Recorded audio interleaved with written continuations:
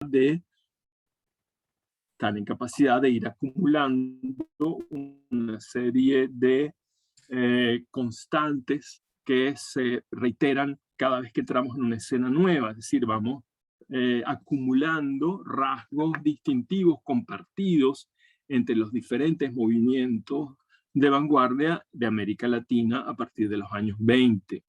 Y ya los podríamos enunciar, yo estoy seguro que ustedes también, que bueno, ustedes van a ver que hay un componente fuerte de reacción contra el poder metropolitano de Europa, en el caso nuestro particularmente de España, pero también de todo lo que es el influjo que sobre nosotros han tenido los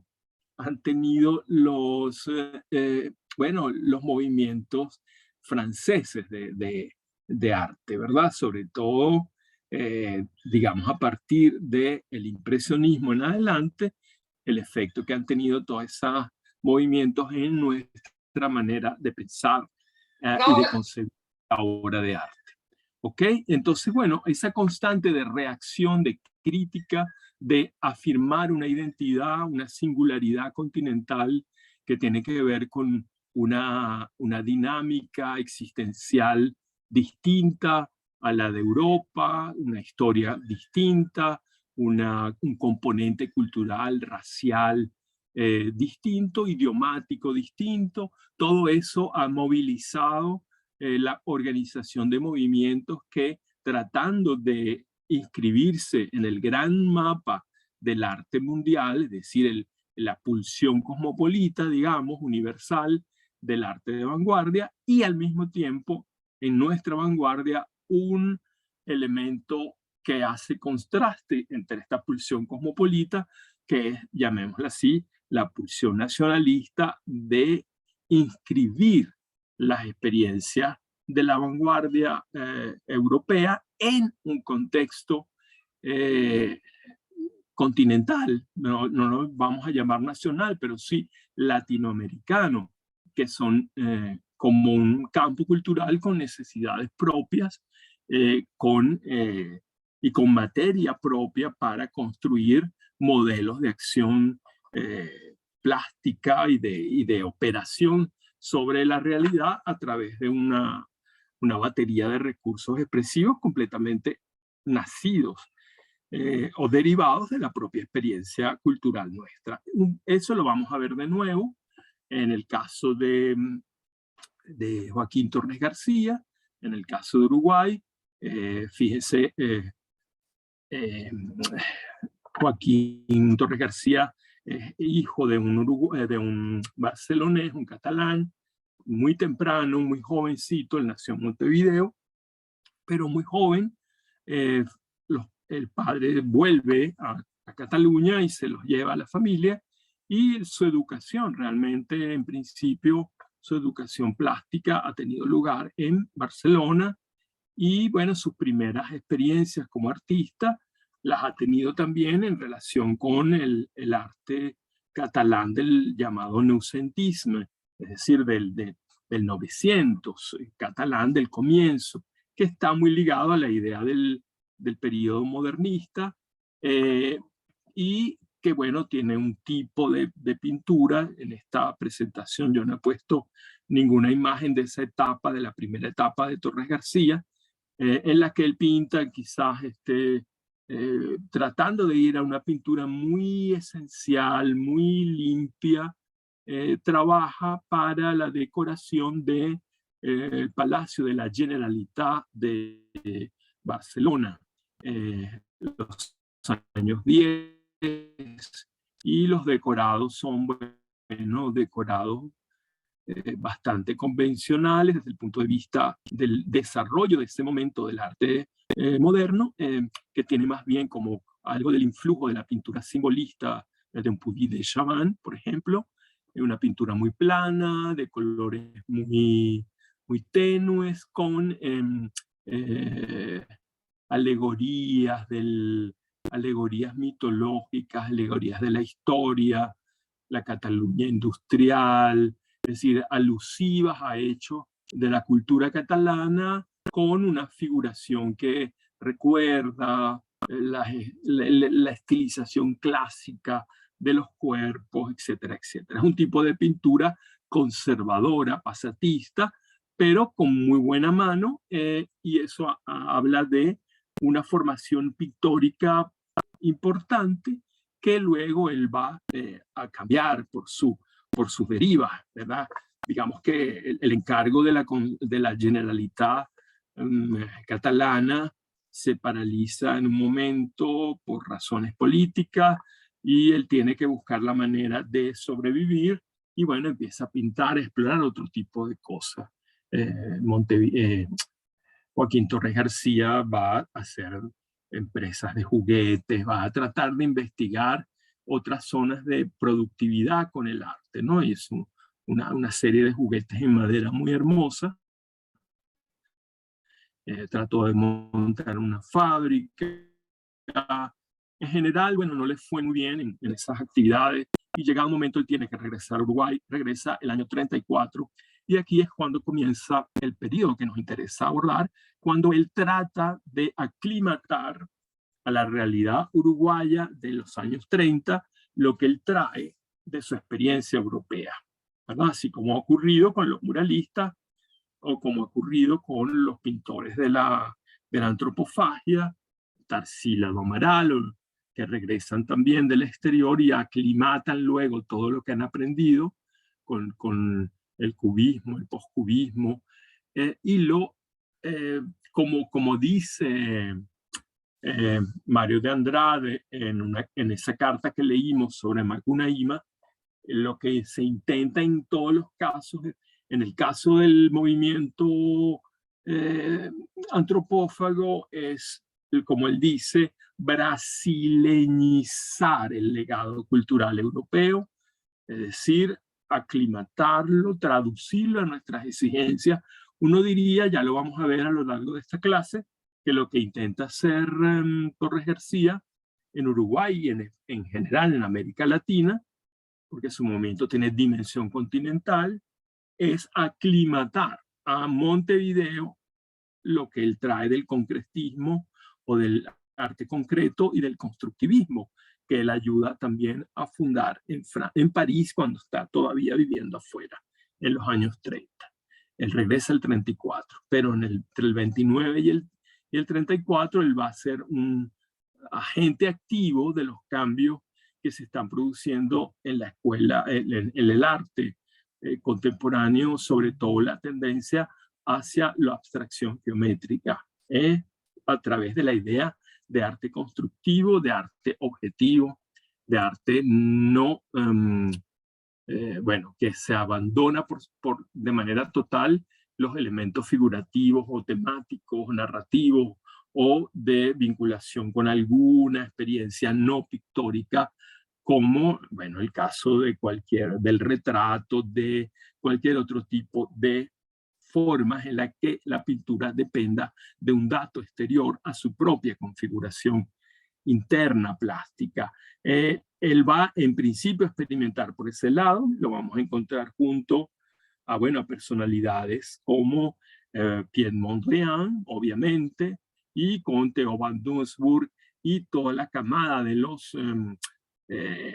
los pintores holandeses que siguen la ruta de Van Doesburg y de Mondrian, que se reconoce la historia de la pintura contemporánea como neoplasticismo. De alguna manera, Torres García está muy cerca de eso mientras está en Europa, y lo que él va a hacer acá y lo que él va a proponer acá tiene que ver con esa relación. Entonces, otra constante es ese diálogo vivo entre nosotros, latinoamericanos, y Europa. Es decir, que asimilamos, como decía Lezama Lima en el texto inicial del curso, bueno, nosotros le damos la vuelta, vamos a decirlo así, a esa herencia cultural metropolitana, no abandonamos por completo ese legado, sino que lo aclimatamos, lo adaptamos a nuestras propias condiciones histórico-culturales. Bueno, él comienza al llegar a Montevideo reuniendo a un grupo de discípulos, de jóvenes pintores, y crea lo que se llama la Escuela del Sur. el propio año 35. Y bueno, uno de los emblemas de la Escuela del Sur es este mapa famoso del propio Torres García, en el que el mapa de América está invertido y el extremo sur es el norte ahora y el norte es el sur. Esa inversión del mapa es ya una declaración de principio absoluta, simbólica, pero contundente, sin palabras, ¿verdad? Invertir el mapa ya significa un trastocamiento fuerte del orden geopolítico y cultural del mundo, tal como lo conocemos. Es decir, tiene un carácter simbólico y también como una suerte de consigna contestataria. Es decir, nosotros vamos a reivindicar el arriba es el sur y ahora el abajo es el norte. Los que vengan a nuestro punto, pensé que Montevideo, Uruguay, Argentina están en la punta extrema del sur, y allí, bueno, el que quiera venir a nosotros tiene que subir, y el que va hacia Europa lo que hace es bajar. Esa inversión del orden, sí, del orden geopolítico o hemisférico o terráqueo, inclusive telúrico, ¿verdad? De la disposición de los continentes, bueno, ya anuncia un cambio radical del punto de vista. Es decir, vemos desde el sur, no desde el norte. Vemos desde el sur hacia el norte y el centro es el sur. Es decir, nuestro polo norte es el sur y nuestro oeste va a ser el oeste, ¿verdad? Vamos a invertir los puntos cardinales. Ya la sola idea de invertir los puntos cardinales ya pone en evidencia el elemento subversivo, el elemento de contestación frente al orden europeo, ¿verdad? Bueno, eso emblemáticamente. Ahora, él lo va a decir de manera explícita en un artículo, en un texto publicado precisamente el año 35, que va a recoger luego en su libro Universalismo Constructivo del año 44. Bueno, y él lo dice claramente. He dicho Escuela del Sur porque en realidad nuestro norte es el sur. No debe haber norte para nosotros, sino por oposición a nuestro sur. Por eso ahora ponemos el mapa al revés y entonces ya tenemos justa idea de nuestra posición y no como quieren en el resto del mundo. La punta de América, desde ahora prolongándose, señala insistentemente el sur, nuestro norte.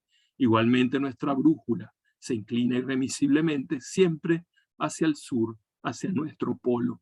Los buques cuando se van de aquí bajan, no suben como antes para irse hacia el norte, porque el norte ahora está abajo y Levante, poniéndonos frente a nuestro sur, está a nuestra izquierda.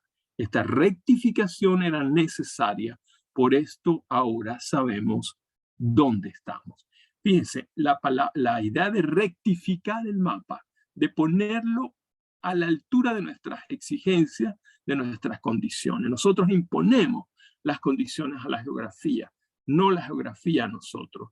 Rectificamos el orden geopolítico del planeta, digámoslo así, y ahora afirmamos nuestra posición. Ahora sabemos dónde estamos parados desde el punto de vista ideológico, político y cultural, ¿no? Es una acción, un gesto, digámoslo así, ¿verdad?, de contestación radical frente al orden establecido, ¿no? Esa inversión del mapa y la rectificación geopolítica de la relación de América Latina con Europa y con ella misma, entre los diferentes países de América del Sur.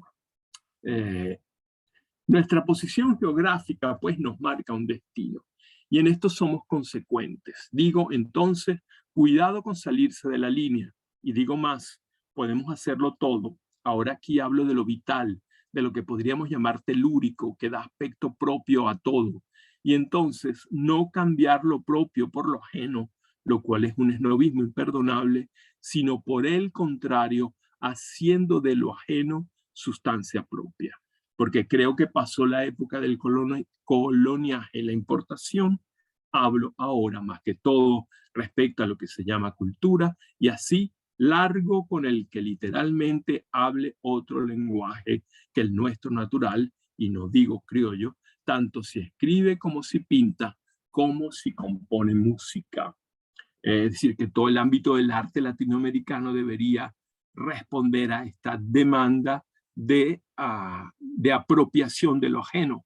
Es lo mismo que decían, esto dicho de otra manera, obviamente, pero en el contenido prácticamente equivalente a lo que dice el manifiesto antropófago. Lo mío es lo ajeno, lo que no me pertenece, lo hago mío, me apropio de eso. El plagio ya lo conocíamos, es decir, dándole valor a aquello que en la cultura tradicional está, ¿cómo se llama? Eh, Condenado por práctica que atenta contra el principio de autoridad, contra el principio de propiedad, contra el principio de originalidad. Es decir, están trastocando todo eso. Cunaíma es una muestra de ese trastocamiento del orden de la pertenencia de los textos. Es un gran collage, un gran bricolage de elementos dispares extraídos de la cultura autóctona, de la cultura negra, de la cultura indígena, de la cultura criolla, pero también de elementos invertidos, trastornados, traídos de la cultura universal, ¿no? Eso está ocurriendo en Brasil en los años 20, 30, y es lo mismo que está diciendo Torres García al decir invertimos el mapa. Lo que estamos haciendo es invertir el orden de relaciones. Aquí el énfasis ahora es lo propio, lo latinoamericano, lo que nos identifica. Y fíjense, dice, y largo con el que literalmente hable otro lenguaje que el nuestro natural. Y no digo criollo, es decir, no se está refiriendo solamente a la población, digamos, de origen europeo, de que sea mestiza, con los que han nacido de padres españoles en territorio americano, sino también las otras culturas, aunque en el caso del sur, de ese sur, el sur Montevideo, Uruguay, Argentina, toda esa zona, bueno, el exterminio indígena fue muy fuerte y ya no quedan sino muy pocas manifestaciones de cultura indígena viva. Sin embargo, existe una cultura negra no evidente, pero en el caso de Uruguay es importante, y bueno, eso también entra dentro de la teoría general de este americanismo, de este constructivismo americano que está postulando en estos textos Torres García.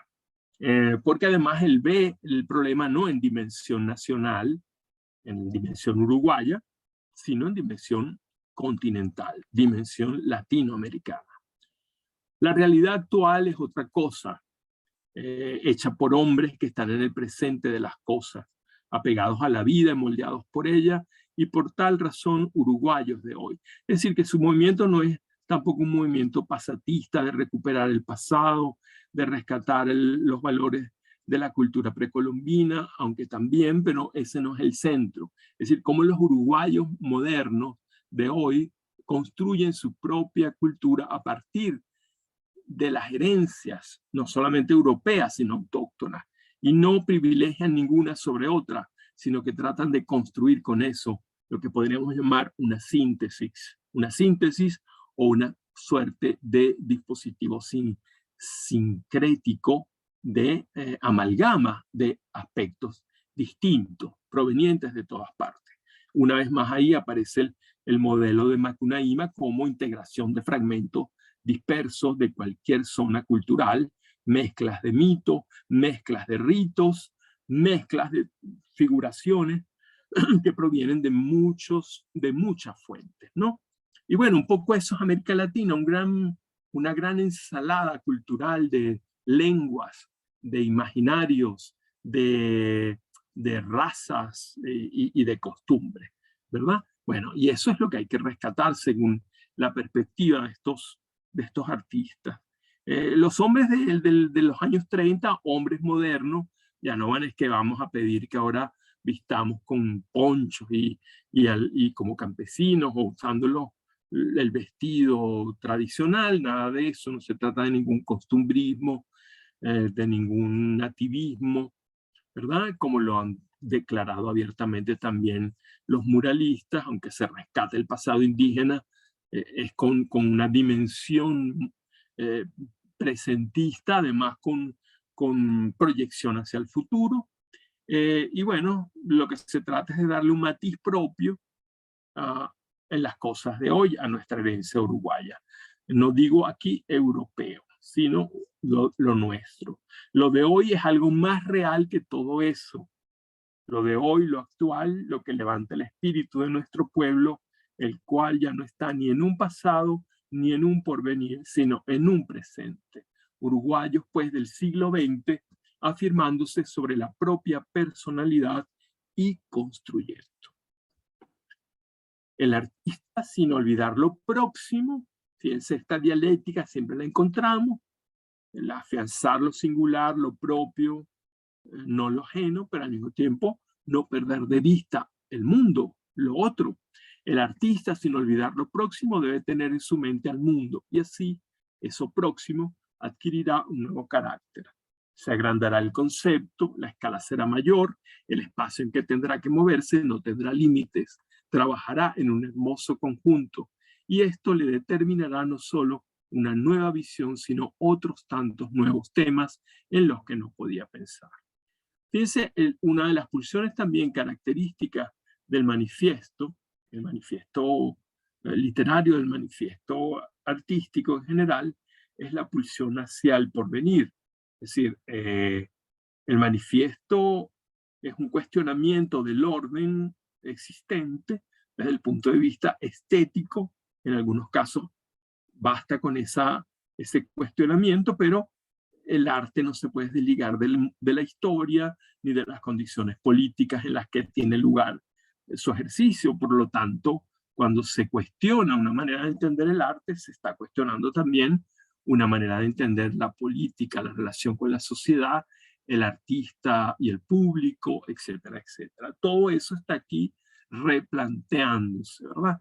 Y fíjate que lo que Torres García está pensando es en el porvenir, es decir, lo que va a venir a continuación si logramos un arte que logre esta conjunción entre los legados extranjeros, la herencia metropolitana, lo que está ocurriendo en Europa en el mismo momento y lo que está ocurriendo aquí. Esa es una dialéctica que prácticamente ya se convierte para nosotros en una muletilla, es un rasgo distintivo simplemente.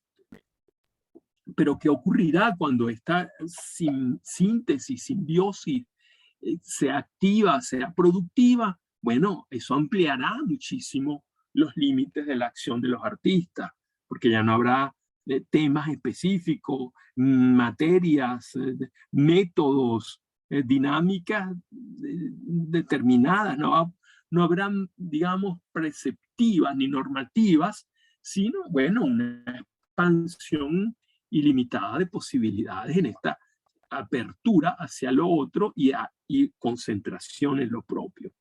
Se producirá, dice, y esto es un pensamiento utópico, determinará no solo una nueva visión, sino otros tantos nuevos temas en los que no podía pensar. Bueno, una gran escuela de arte, esto es un programa. Esta Escuela del Sur es un programa de lo que él quisiera hacer, de crear una escuela de artistas con estas características, con esta mentalidad. Una gran escuela de arte por su robusta vida real y efectiva, por responder a una necesidad también real. Siempre la necesidad ha sido el gran acicate del arte como de todo. Será un arte bien categóricamente de función social, con lo cual se dice un arte con base auténtica, real. Un arte no naturalista, un arte férreamente vinculado a la ciudad, comentando o cantando su vida, poniéndola de relieve, mostrándola y hasta como guiándola. Tal arte es arte monumental, planista y bidimensional, esquemático y sintético, arte de grandes ritmos y reciamente ligado a la arquitectura. Bueno, aquí estamos haciendo un planteamiento en el que podríamos ver mezclas entre la idea de un arte cívico, ¿verdad? De la función social del arte en el espacio público, como ha ocurrido en el caso del muralismo, un arte monumental, no un arte decorativo o privado, íntimo o individual, sino de dimensión social, de dimensión, en este caso, la ciudad como protagonista de la actividad del artista moderno de los años 30 en Montevideo, y bueno, en general de los artistas que están trabajando en en las capitales latinoamericanas. Y que no se trata de un arte naturalista, de una vuelta al paisaje, ni nada por el estilo.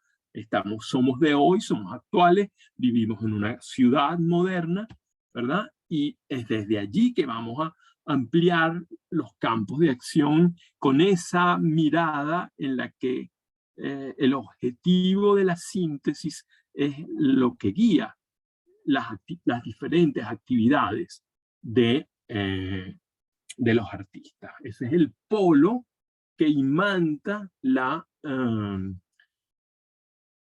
relación del artista con la sociedad y el arte.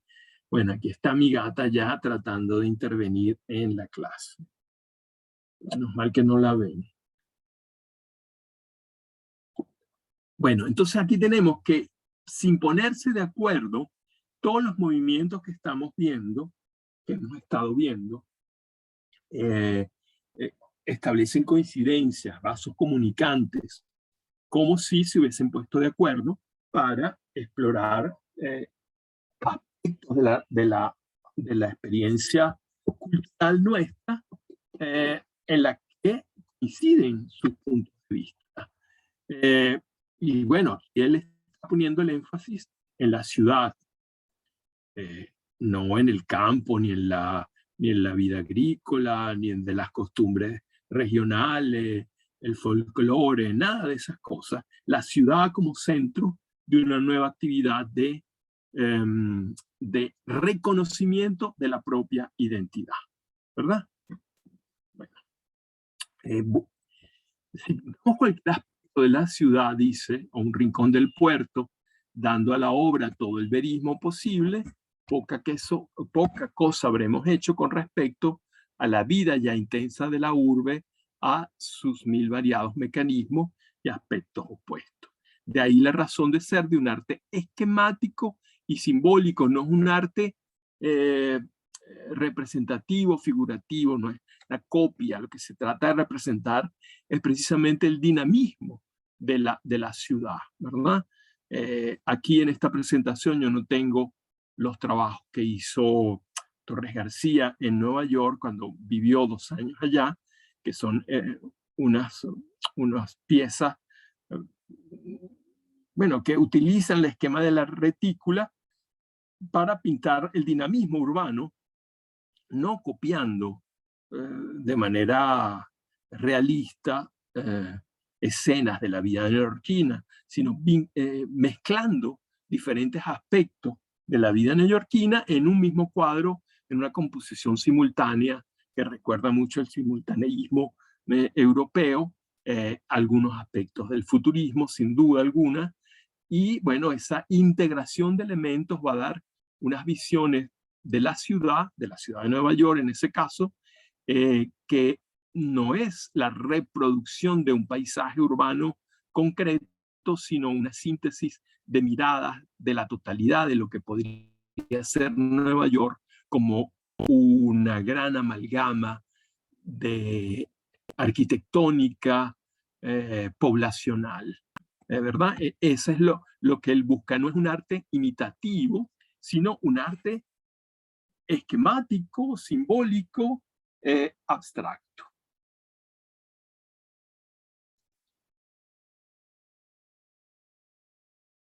Si me quedo callado porque estoy tomando agua, no se preocupen.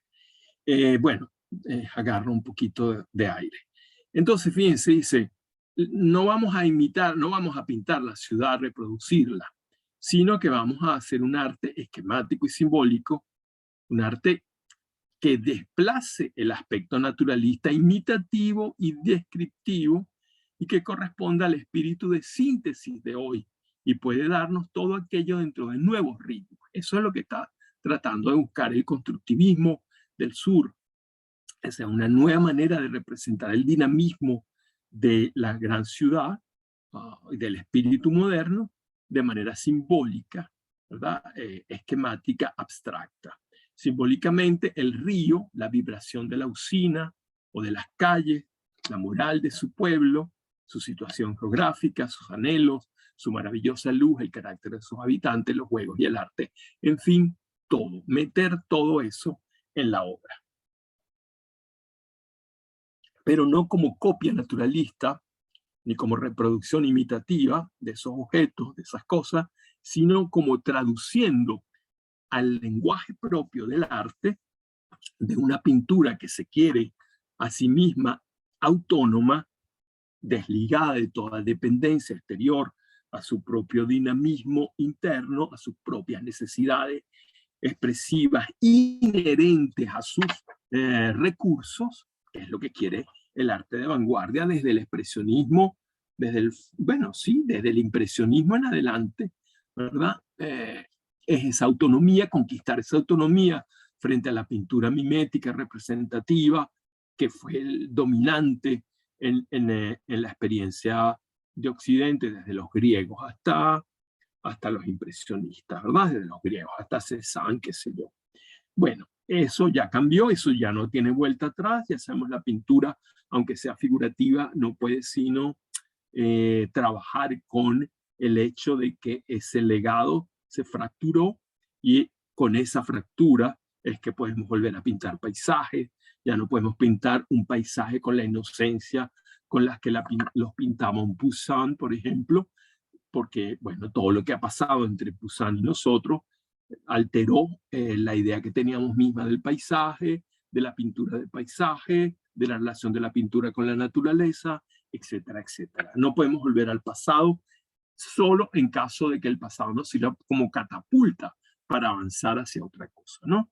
Pero bueno, aquí lo interesante es que él está tratando de buscar una forma de arte que al ser esquemático, simbólico, abstracto, antinaturalista, antirrealista, no pierda el vínculo con los datos concretos de la ciudad de Montevideo, de las costumbres de la gente, de los elementos geográficos, de todo lo que hace la vida de una ciudad, que no se pierda. ¿Cómo hacerlo en la pintura? Ese es el gran reto que él se está planteando. Bueno, esta es como la declaración de principio de la Escuela del Sur, lo que hemos estado evocando. Ahora él va a construir, él va a organizar con esos mismos muchachos que lo siguen, él va a ser una figura. Torres García tiene así como el carácter del maestro que crea discípulos, ¿no? Y seguidores, una especie de pequeña religión en la que él, bueno, funge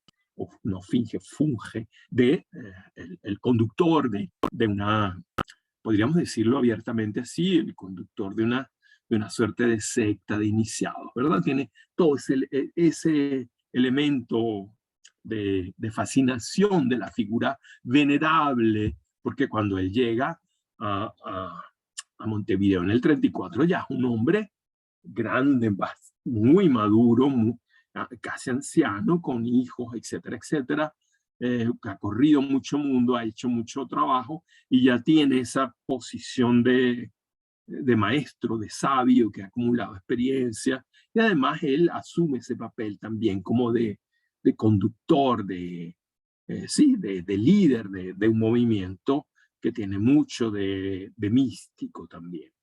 En todo caso, él crea la Asociación de Arte Constructivo, que dura 4 años, y al mismo tiempo inmediatamente edita una revista que se llama Círculo y Cuadrado, el año 36.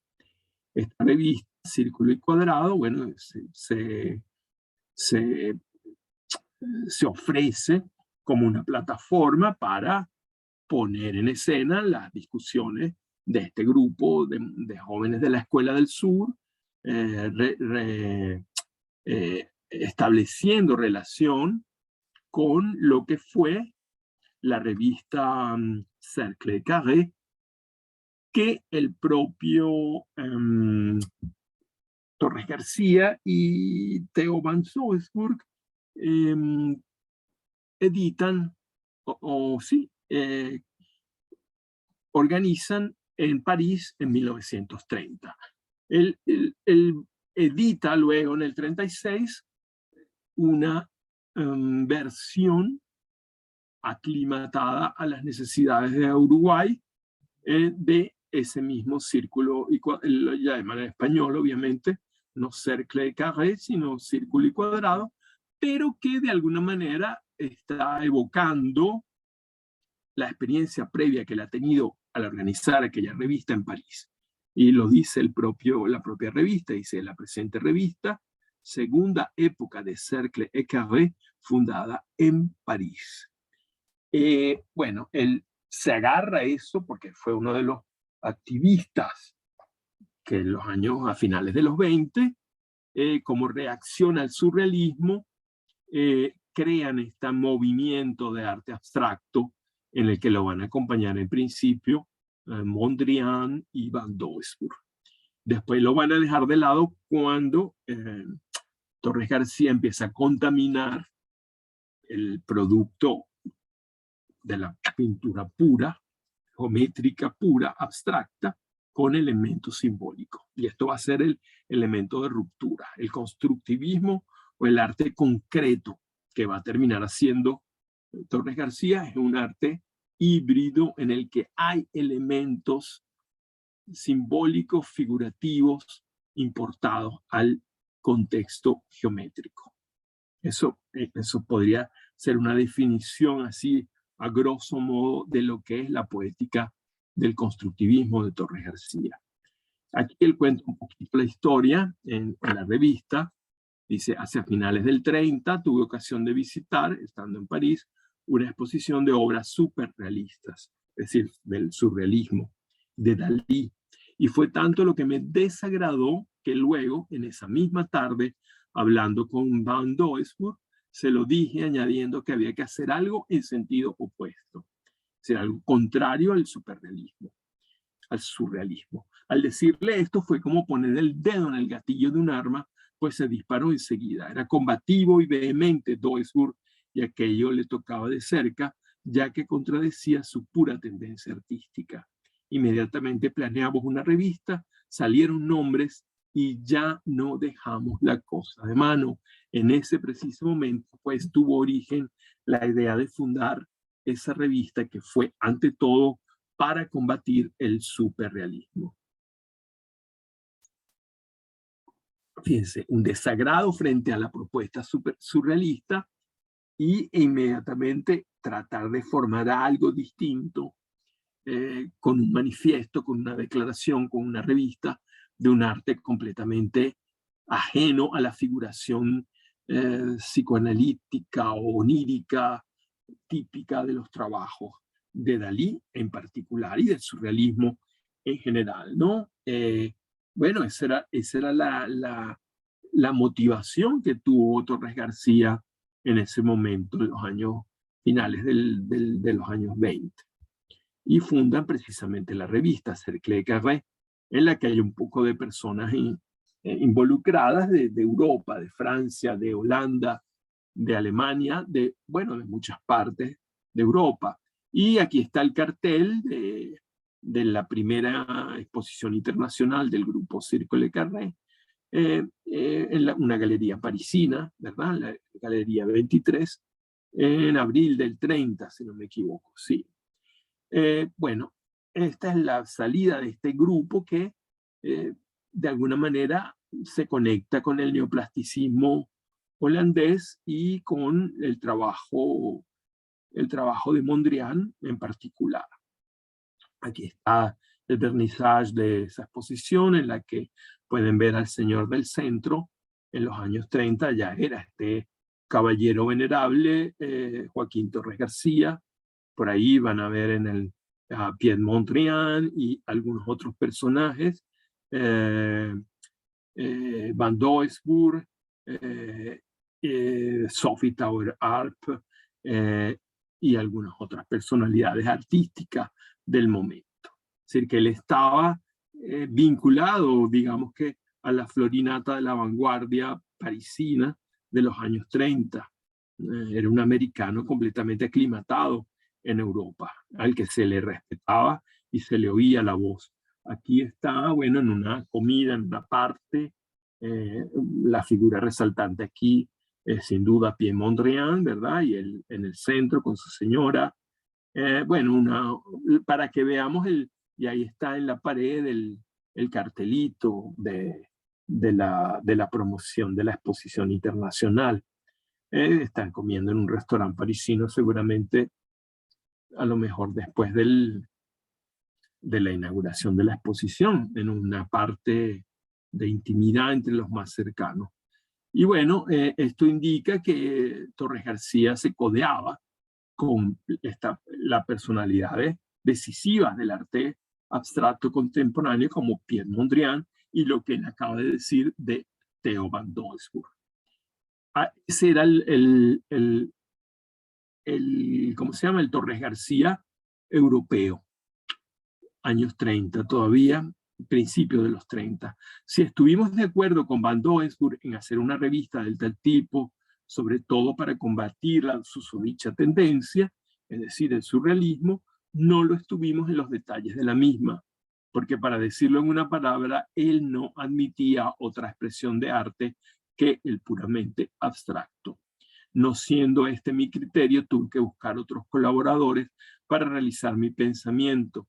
Y estos fueron, en primer término, Seufort, Van Tongerlo, Mondrian, Russolo, Van Ré, etcétera, a los que bien pronto se sumaron otros. Nuestro programa entonces fue construcción, fuese o no figurativa. Van Doesburg era radical en su posición de un arte absolutamente abstracto, ¿verdad? Geometría pura y relaciones de color en el plano, sin ningún otro artificio que no fuera el trabajo con el pincel, con la regla y con los pigmentos, creando composiciones rítmicas de color. Simplemente eso sería el neoplasticismo de Van Doesburg, pero muchos de estos otros pintores que lo acompañan a Torres García, frente al radicalismo de Van Doesburg, van a terminar siendo también pintores abstractos como Van Tongerlo o el propio Mondrian, que ustedes lo saben. Arp sí estuvo más cerca de algo más figurativo, pero también muchos de sus trabajos son absolutamente abstractos.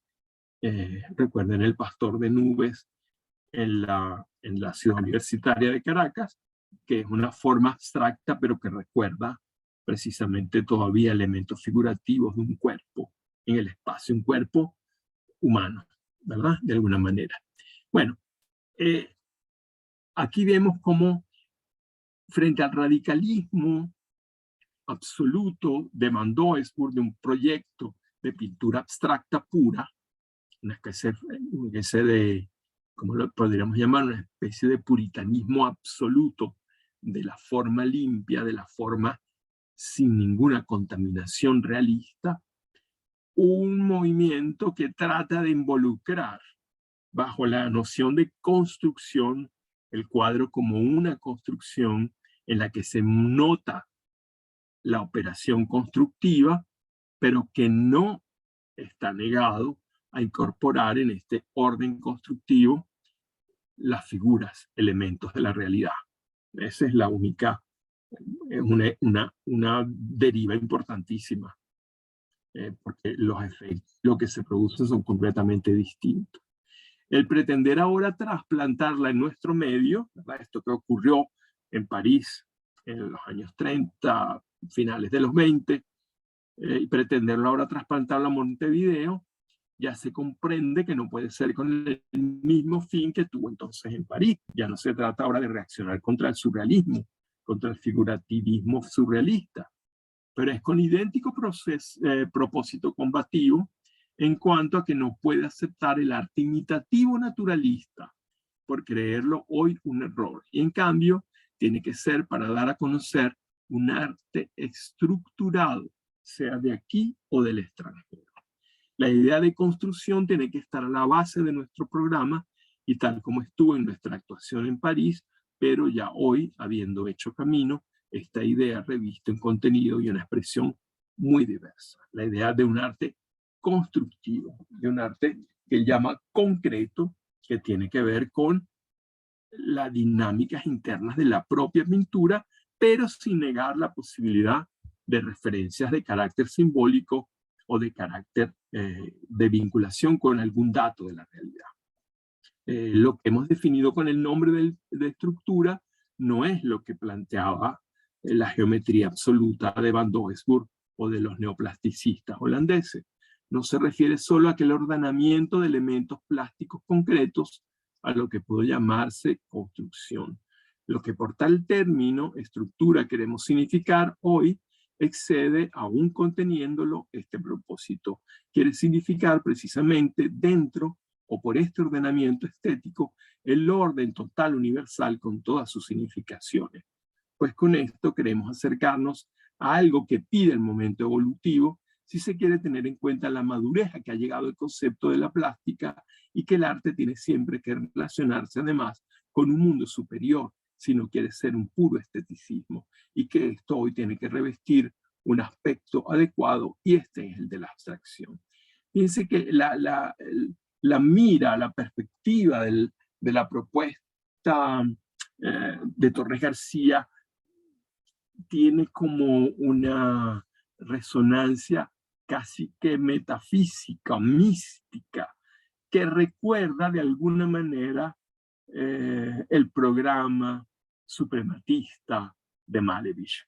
Es decir, para los suprematistas, también la pintura, que era pintura abstracta, era una forma de acceder a una forma de conocimiento superior a la de la pintura imitativa o a la de la reproducción realista de los datos de la naturaleza. Es decir, era un intento utópico de transformar incluso la noción misma de hombre a través de una pintura que fuera realmente antropológicamente revolucionaria, es decir, en el sentido que cambiara inclusive las disposiciones perceptivas de los sujetos. Es decir, en todo movimiento de vanguardia, ustedes lo han sentido también, hay un elemento pedagógico, a veces oculto, otras veces explícito. Los que hacen estos manifiestos, los que hacen estas proclamas, los que proponen esta deriva hacia una nueva noción de estructura, una nueva noción de arte concreto, constructivo, tienen en la mira una transformación de la mentalidad de una colectividad. O sea, no están planteando un recetario estético para artistas, están en una dimensión humana, es decir, están pensando en que con esta manera de entender la pintura están cambiando también la forma de entender la realidad. Es un elemento filosófico que está puesto aquí. No es el mero, por eso dice él, que yo quiera cambiar esto, que yo quiera reconfigurar la noción de estructura, todo eso, si se queda allí, tiene siempre, bueno, va a ser un puro esteticismo, como de alguna manera podría ser lo de Van Doesburg, es decir, la limpieza absoluta del trazo de la pintura plana, que no hay ningún, ¿cómo se diría? Ninguna ambición de ilusión de crear la idea de que ahí hay otra cosa que el artificio pictórico, y él, Torres García, ve la cosa en una dimensión universal muchísimo más comprometedora, que trasciende el orden de la estética y entra en el orden de la ética, el orden filosófico, ontológico, casi diría yo, del arte, el arte como una dinámica bueno, que domina o debería dominar o dar las pautas para una reorganización mejor del mundo, que era lo que querían los suprematistas en Rusia y que les hizo creer que al montarse en el carro de la revolución, esa idea del hombre nuevo, del hombre absoluto, supremus significa absoluto, bueno, ese hombre que con todas sus condiciones internas desarrolladas en la mayor, a la mayor capacidad, iba a lograr una transformación de la sociedad y del mundo. Y ellos creyeron que la revolución iba a activar eso que ellos habían pensado antes. Resulta que no, ya sabemos que ese idilio se rompió muy rápido y que, bueno, Malevich y el suprematismo se tuvieron que transformar en otra cosa, ¿verdad? Pero bueno, algo así, la dimensión de lo que está buscando Torres García tiene esa dimensión metafísica, trascendental, que excede los límites de la pura pintura. Es decir, la pintura ya como un fenómeno antropológico amplio, el arte como un fenómeno antropológico amplio que no solamente tiene que ver con, digamos, el carácter estético de la forma y de la materia. Sí. Una pregunta.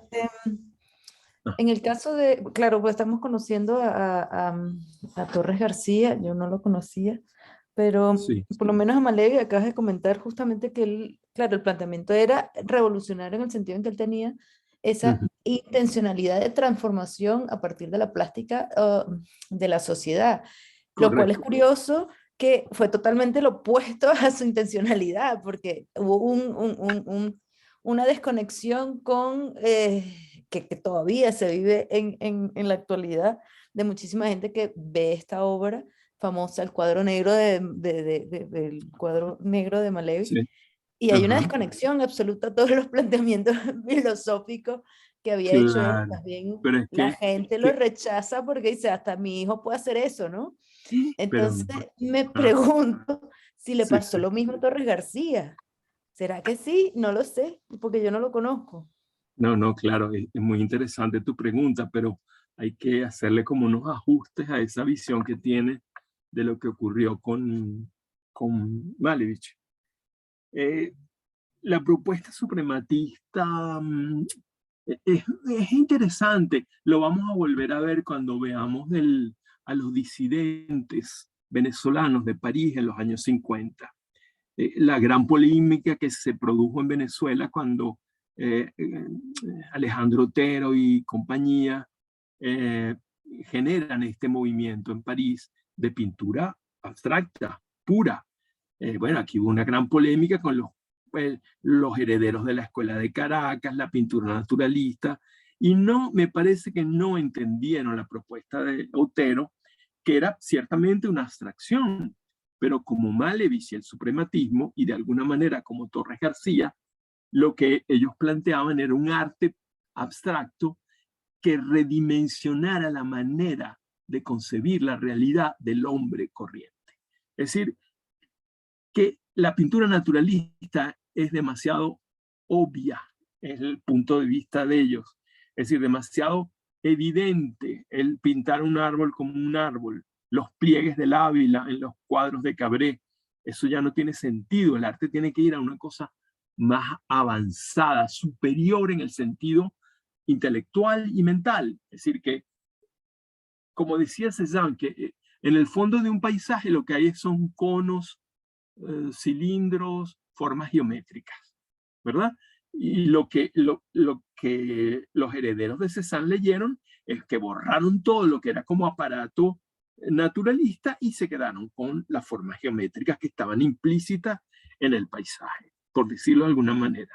Bueno, tanto Mondrian como esto lo digo tentativamente, no lo puedo afirmar en el caso de Malevich, lo sé, pero en el caso de Torres García, no sé si él quería, digamos, abstraer la pintura para lograr un cambio de condición de la perceptividad humana, pero no hay duda de que en él también había el deseo de cambiar el modo como nos relacionábamos en América Latina con la pintura y con el arte. O sea, él también estaba de acuerdo en que deberíamos subir hacia un nivel de abstracción de la realidad, pero sin desvincularnos de unos elementos característicos de nuestra idiosincrasia, digámoslo así. Él lo tenía un poquito más difícil, porque en el suprematismo de Malevich no hay ninguna intención folclórica, en Torres García tampoco, pero una intención de aclimatación a lo ruso. Ahí no hay nada de eso, sino una tópica de que el arte puede conducir a la transformación del mundo. ¿Cómo? Cambiando la manera de pensar el hombre. ¿Cómo se cambia una sociedad? Cambiando la manera de entender la realidad, no solamente a través de las ideas políticas o filosóficas. Para estos artistas también la manera de ver el mundo, percibirlo, componer imágenes de la realidad a través de estructuras nuevas. Y era un poco lo que decía Alejandro Otero, es decir, que no lo entendieron. Es decir, su pintura, él decía, no era evasiva de la realidad, porque no pintaba negritos en los barrios como César Rengifo. Bueno, eso no significa que su pintura no fuera más realista, estaba pintando un orden de relaciones al que deberíamos acceder, una mentalidad menos, digamos, es su punto de vista, menos apegada a los datos circunstanciales de la historia. Pero es un arte tan real, decía él, como el realismo. Bueno, ese es un tema ahí abierto de discusión, nunca nos hemos puesto de acuerdo, pero yo creo que un poco en esa misma línea podríamos hablar de Malevich, de Torres García y de un Alejandro Otero. Por lo menos en lo que él decía en la polémica. Y obviamente se ve luego cuando deriva su trabajo plástico hacia el arte monumental. O sea, Otero empieza a construir esas grandes estructuras esculturales, arquitectónicas en el espacio civil, bueno, que son monumentos, lo que de alguna manera quería también Torres García y lo que un sector del suprematismo intentó y logró en la figura, por ejemplo, de Lissitzky. Es decir, sacar a la pintura del cuadro, del plano, y convertirla en una actividad plástica total, en el orden, digamos. Lissitzky hizo mobiliario urbano, diseño de mobiliario urbano, diseño de estanterías, diseño de escenografías para teatro, es decir, ampliaron las posibilidades de expresión de la pintura con la arquitectura, se mezcló con la arquitectura para expandir la dimensión de los efectos perceptuales y conceptuales de la pintura.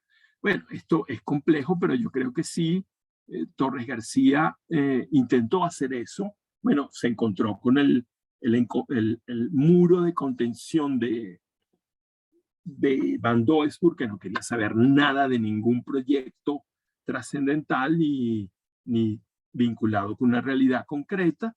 Y bueno, él tuvo que buscar su propio camino. Y bueno, inmediatamente se tiene que venir, muy poco después.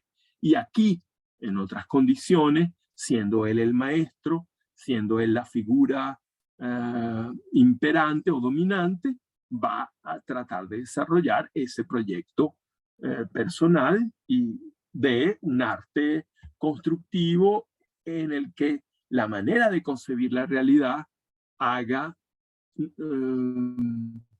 cambie la posición del hombre americano con respecto a su propia cultura, con su propio pasado, por ejemplo. Ya vamos a ver lo que él hace, por ejemplo, con el legado precolombino, sobre todo de las culturas andinas, ¿verdad? Sobre todo la cultura incaica. Esto también es un problema que tiene que ver con que los movimientos de vanguardia tienen dimensión transestética. Quieren transformar el mundo a través del arte. La vieja consigna romántica de Schiller, la poesía maestra de la humanidad, ha sido un elemento constante en el imaginario moderno, y las vanguardias retoman esa divisa, la idea de que el arte puede transformar el mundo, puede educarlo. Parte del fracaso de la vanguardia rusa fue pretender que ellos iban a dominar el orden sociopolítico de la revolución, que ellos iban a dominar con sus ideas y con sus proyecciones de futuro a los jerarcas del poder. Y obviamente eso no iba a pasar nunca, no pasó en cualquier caso. Hubiera sido ideal que sí. Mientras estuvo Lunacharsky en el poder, hubo una alianza productiva que hizo posible el cubofuturismo, el suprematismo mismo, el constructivismo, y luego ya, bueno, la radicalización de la política colectivista, bueno, rompió con esos programas y, bueno, se quedó siendo un productivismo en el que el arte es arte de propaganda, arte de implicación política exclusivamente, y finalmente en un arte absolutamente banal y convencional como el arte de la época de Stalin, arte figurativo, conmemorativo de las batallas, de la gesta emancipadora del bolchevismo, de la productividad de los campos, del desarrollo industrial, una pintura absolutamente pobre y, bueno, y ¿cómo se diría? Superflua, porque es mera constatación de lo existente. Y eso fue buena parte del arte pictórico ruso en la peor época bueno, del totalitarismo staliniano. Bueno, pero después de haber tenido movimientos tan poderosos como el suprematismo o el constructivismo o el productivismo, bueno, vino la banalidad absoluta. ¿Será ese uno de los desiderata de las revoluciones? Probablemente. Algo pasa allí, ¿verdad? No. Lo que es más de vanguardia, eso que Susan Buchmores trabajó muy bien, en la contraposición entre avant-garde y vanguardia, es decir, entre la vanguardia estética y la vanguardia política. Bueno, parece que no ha ocurrido todavía en la historia moderna que esas dos vanguardias hayan mantenido una coincidencia productiva durante un tiempo sostenido. El idilio entre la vanguardia estética y la vanguardia política en Rusia duró, vamos a decirlo así, unos 10, 12, 15 años, digamos a lo sumo 20 años, ¿verdad? Pero ya en los últimos 5, empobrecida. Pero si piensan ustedes en la Revolución Cubana, al principio de la revolución, la vanguardia política estaba conectada con la vanguardia estética, y bueno, revistas como Lunes de Revolución, el cine cubano que se comenzó a hacer en los años 60, era absolutamente de vanguardia, pero el poder revolucionario no quería que hubiese esa libertad en el plano cultural, es decir, el dominar todo desde el estamento del poder. Y eso es lo que ha pasado en todas las revoluciones conocidas, ¿no? Bueno, X. En todo caso, aquí hay un elemento utópico, un elemento de proyección trascendental de la actividad estética. El artista se plantea para sí una tarea que a veces lo sobrepasa, ¿verdad? Y bueno, aquí Torres García está hablando como un maestro, como el tipo, como, bueno, yo me lo imagino como así con su pinta de su melena blanca, después va a dejarse una barba mosaica, me parece como Moisés con las tablas de la ley. Un tipo que está descubriendo el porvenir a una multitud, y bueno, ese es el plan de él. Entonces, bueno, hay la intervención de ahora, ¿quién fue la que habló? Por acá ¿Quién? fui yo, pues, Rafael. ¿Quién? Elena. ¿Quién? ¿Quién? Elena. Elena, la más polémica, la más... Ay, perdón. No, no, me encanta. Tú Es fuiste la que que... claro, yo que fui un poco simplista en ese comentario porque, claro, lo reduje muchísimo a la controversia que trae Malevich el hecho de Ajá, su obra, que es bastante claro, claro, pero... especial, ¿no? Porque la Sí, sí. complejidad que él planteaba era genial, o sea, la luz contenida en el negro, eso lo Ajá. entiende, quien toma el tiempo de ver la obra, ¿no? Entonces, claro, hay otra... Pero bueno, Claro. perdón, que lo dije muy reducido en pocas No, pero está palabras. bien, me encanta, me encanta. Porque fíjate, eso nos da la oportunidad, por eso me acordé de Otero, Claro, y de justo, ¿no? y de los disidentes, porque ese cuadrado negro sobre negro lo que está planteando es que hay otra dimensión de la experiencia sensible, que no es la de la realidad natural. Está diciendo que hay otra manera del hombre conectarse con otras sensaciones.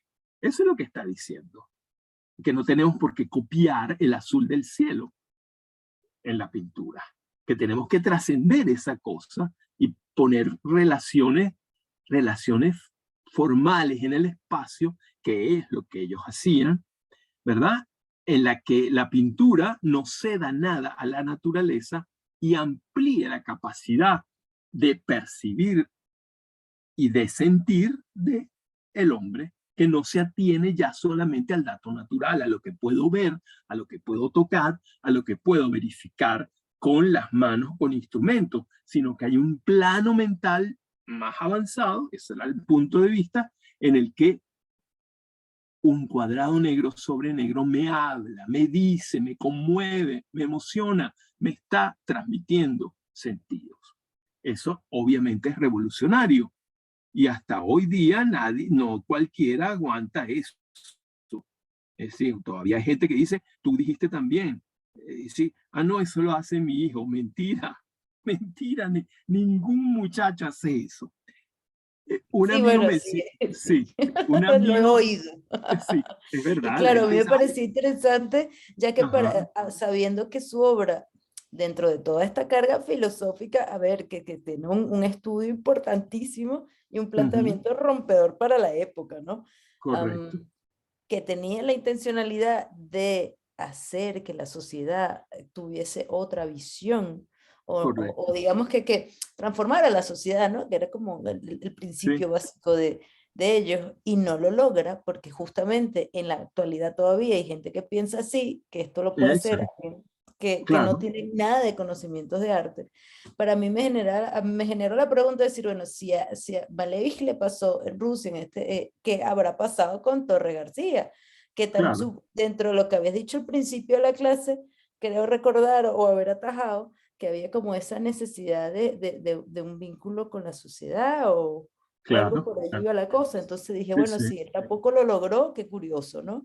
O sea, sí, sí. o qué pena Qué desde pena que eso es la como, cosa del por eso vecino. sí, es como, como la fatalidad de la vanguardia, que ninguna vanguardia ha logrado Sí, hacer eso, sí, y todos llevarlo a iban como término. ahora sí, somos lo que vamos a romper y vamos a lograr Sí, y sí, como que sí. es como esas ganas y esa fortaleza y ay no. Claro, fíjate, para volver al caso de Malevich, no sé si tú has visto los últimos trabajos de Malevich, cuando ya, bueno, a mí me da mucha tristeza después de ver la avanzada que significó el suprematismo para la idea misma del arte que trasciende el plano mero de la pintura, es la vuelta a él al figurativismo. Él se tiene que plegar a las demandas del régimen estalinista y bueno, nada, una pintura muy pobre, o sea, porque una pintura muy pobre, pero al mismo tiempo dramática por esas figuras sin rostro que recuerdan a personas, pero no tienen cara, son muy dramáticas, ¿verdad? Pero él tuvo que echar para atrás y todo el suprematismo se quedó en una idea preciosa, hermosa, de emancipación, porque al final de cuentas lo que ellos quieren es un hombre más libre, un hombre más pleno, dominado, que es dueño de sí mismo. Es lo que planteaban los manifiestos surrealistas. O sea, Ir contra la burguesía, porque la burguesía o la mentalidad burguesa convencional lo que hace es petrificar la mentalidad de los hombres en las convenciones del trabajo, del rendimiento, de un horizonte de aspiraciones sensuales muy determinado. Y bueno, lo que querían romper esas cadenas y que el hombre se ampliara en sus posibilidades de sentir, de pensar, de vivir, de amar, toda esa gran libertad anárquica que en el fondo movilizó la primera dinámica del surrealismo. Todos estos movimientos están impregnados de esta fascinación por hacer del mundo un mundo mejor. Suena un poco ahorita como ingenuo, pero hay un elemento de ingenuidad sin duda alguna en los movimientos de vanguardia. Porque hay una candidez de la posibilidad que realmente el arte puede mover al mundo. Esa idea está en todos los movimientos de vanguardia. Si no, no se inicia un movimiento de vanguardia, o una campaña política, o cualquier movimiento de acción e intervención en lo real de la sociedad.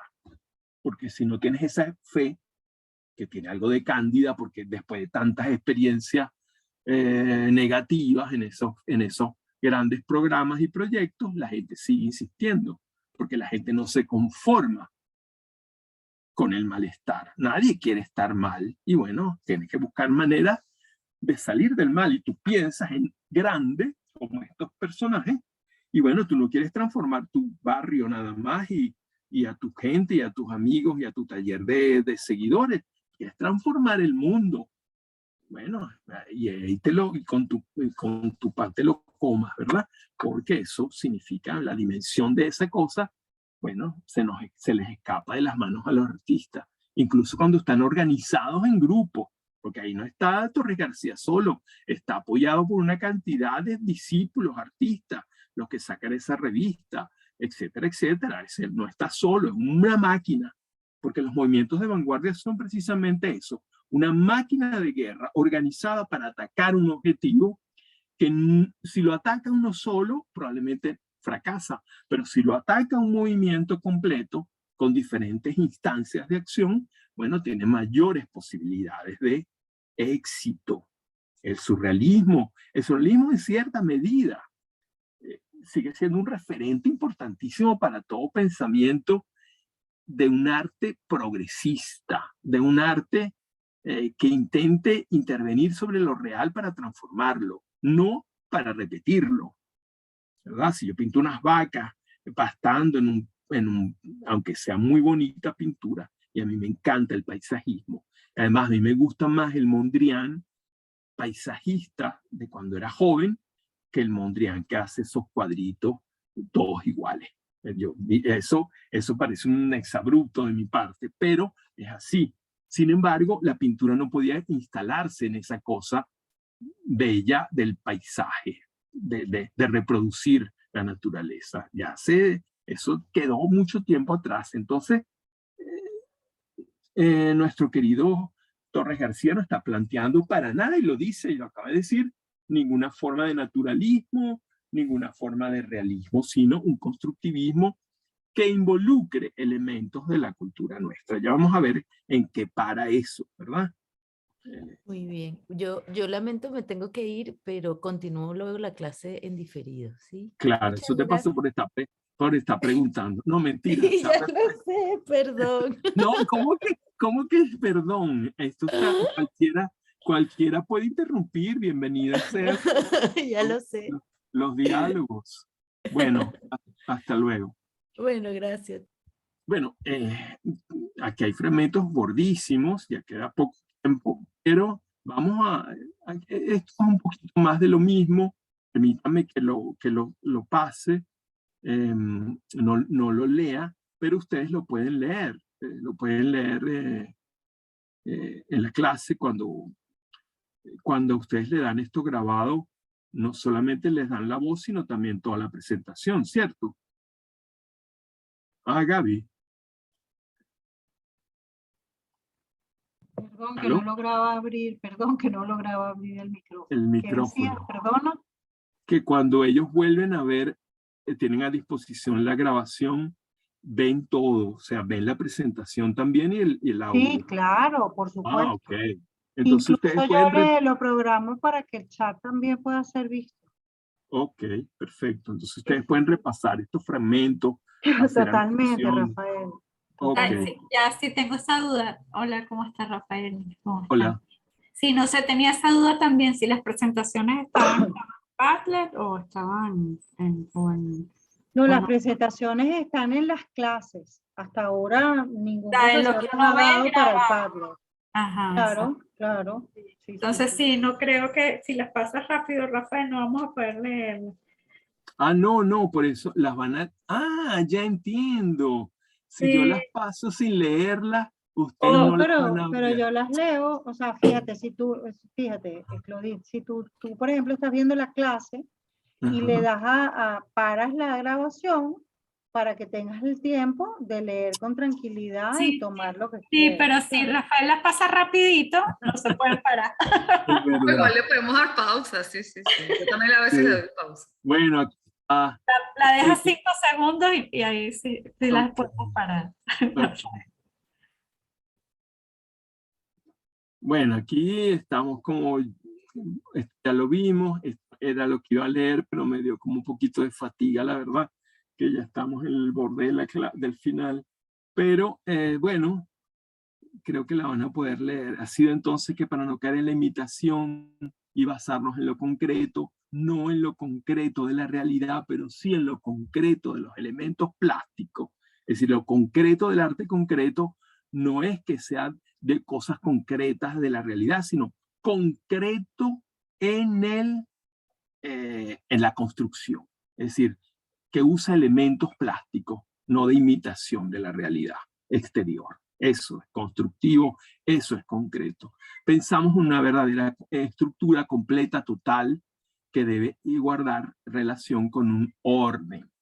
Y este es el nuevo aspecto que queremos dar aquí, cuya teoría no bien formulada dimos a conocer en París y cuya base, ahora se puso el coro de gatos aquí, y cuya base era como juntar en un haz al cubismo, el neoplasticismo y el surrealismo por responder cada uno de estos tres movimientos a partes o componentes esenciales a ese orden, ese orden en mayúscula, y por esto también corresponder a la íntima naturaleza humana, es la dimensión antropológica que le está dando Torres García a este proyecto de un constructivismo que él llama constructivismo universal. Es decir, que ya rompe las fronteras de los países y es un orden ontológico casi de la naturaleza humana. Cambiar la manera de pensar, de entender lo real.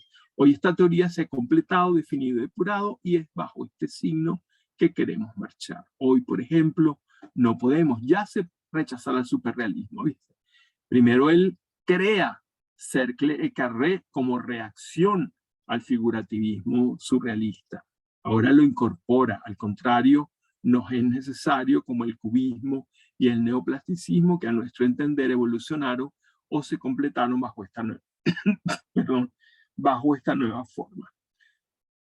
El impasse de estos sismos queda roto. La ruta vuelve a ser franca hacia un arte universal. Es una proyección trascendental del arte que es el trasfondo romántico de todas estas propuestas. El inconsciente romántico de la vanguardia, escribí yo en algún momento. Sí, ya tengo la garganta seca, creo. Queda aún algo por explicar, que no olvidamos que estamos en el hemisferio sur. Después de toda aquella perorata, volver a lo nuestro, a nuestras raíces, a nuestras necesidades, pero dentro de una proyección universalista. Si hemos invertido el mapa, es para dimensionar desde el sur una visión universal de la experiencia cultural, amplia y antropológica en general, ¿no? Y bueno, aquí lo que viene es una serie de imágenes de los trabajos de los años 20, principios de los 30, de Torres García, que bueno, todos todos ustedes reconocerán aquí la huella de Mondrian y del neoplasticismo. Estos cuadros podrían ser piezas de Pierre Mondrian o de Van Doesburg, sin duda, ¿no? Además, con los títulos que tienen, plano de color con dos maderas superpuestas, yo sé que no remite a nada, a ningún dato de la realidad, sino a los mecanismos internos de la pintura. Toda esta serie de cuadros son muy neoplasticistas, puros campos de color bien definidos en espacios geométricos planos, construcciones pictóricas puras. Pero entonces él comienza a meter cosas allí extrañas, ¿verdad? Por ejemplo, ese reloj. Y entonces ya un elemento que rompe con la pureza abstracta. El número 36, las letras de la firma, y ya ahí comienza a ver, y cuando llega a este nivel, ya ha transformado el neoplasticismo original en un tipo de relación constructiva en la que la retícula que articula los elementos en el plano ya empieza a ser invadida por elementos figurativos que tienen carácter simbólico, ¿verdad? Una figura de un pez, una balanza, el sol, elementos que tienen significado alegórico a cierta cosa, los números, algunas letras, flechas, elementos que anuncian una lectura, digamos, simbólica del cuadro. Entonces ya se perdió la abstracción pura.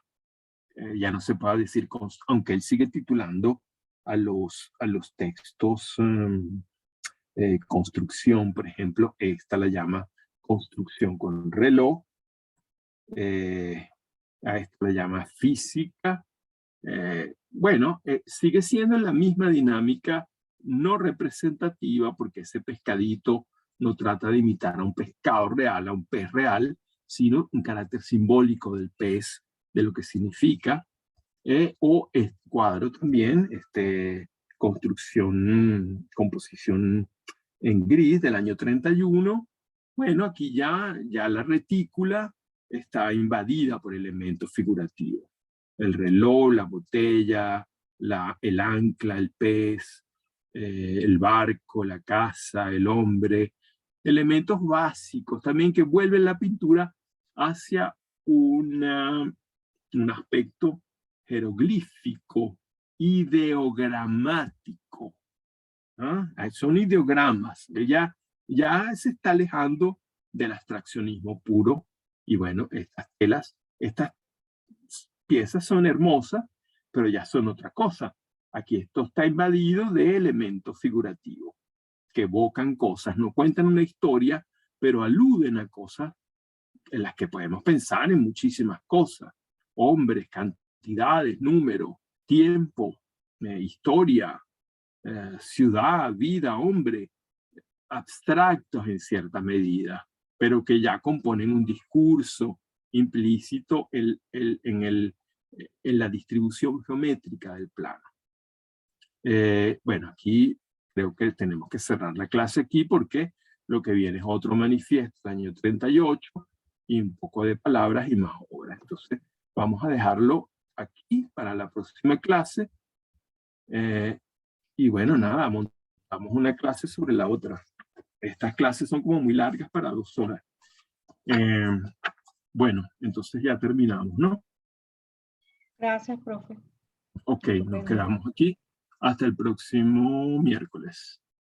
Sí, hasta el próximo miércoles. Chévere. Chao, pues muchas gracias. Chao, Un abrazo para gracias. todas, chicas. Chao. Chao, chao, Rafa. Chao. Gracias por todo. Ok, a ustedes Estupenda, por interesantísima como la siempre. por la Un abrazo. paciencia. Gracias. Ay, besitos.